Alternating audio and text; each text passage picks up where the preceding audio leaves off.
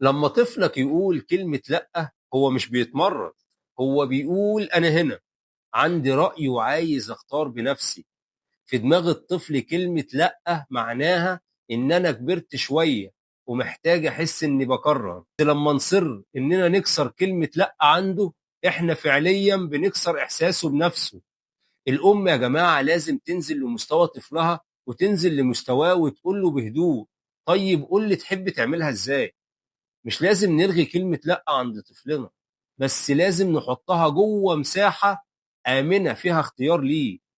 الطفل يا جماعة بيبتسم وبيبدأ يتعاون. لما تسمعي كلمة لأ منه افتكري إن دي مش حرب، دي بداية شخصية بتتكون عنده.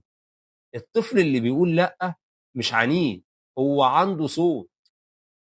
اللأ مش تحت، كلمة لأ هو هوية بتتكون عند الطفل.